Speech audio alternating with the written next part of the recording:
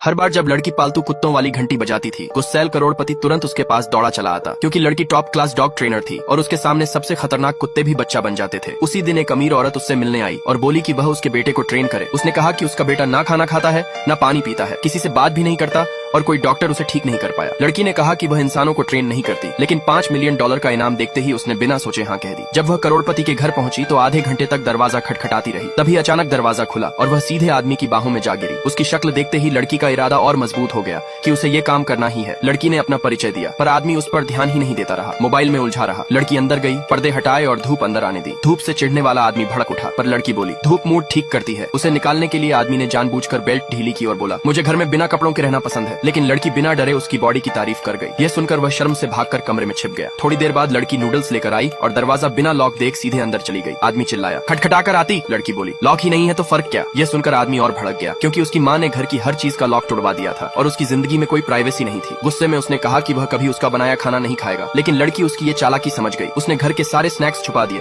और सिर्फ टाइम पर खाना देने लगी। घंटी बजती, वही खाने का संकेत था। पहले 2 दिन आदमी ने खाना नहीं खाया, लड़की ने भी कुछ नहीं कहा, बस समय पूरा होते ही खाना हटा दिया। भूख से तंग होकर तीसरे दिन वह खुद कमरे से बाहर आ गया। लड़की समझ गई कि पहला स्टेप पूरा हो गया, अब भरोसा बनाना है। वह उसके सामने बैठी और बोली अगर तुम खाना खाओगे तो तुम्हारे कमरे का लॉक ठीक कर दूंगी। यह सुनकर पहली बार आदमी उसकी ओर देखने लगा। लड़की खुद को रोक नहीं पाई और उसके सिर पर हल्का सा हाथ फेर दिया। कमरे में लौटते ही आदमी का दिल अजीब तरह से तेज धड़कने लगा। कुछ दिनों बाद लड़की ने वादा निभाकर उसका लॉक ठीक करवा दिया और चाबी उसके हाथ में रख दी। उसी रात आदमी ने चुपचाप खाना खाया और खाना खत्म होते ही वह पिघलकर लड़की के पास आया और धीमे से बोला क्या तुम आज भी मेरा सिर सहला दोगी। पार्ट 2 देखने के लिए सब्सक्राइब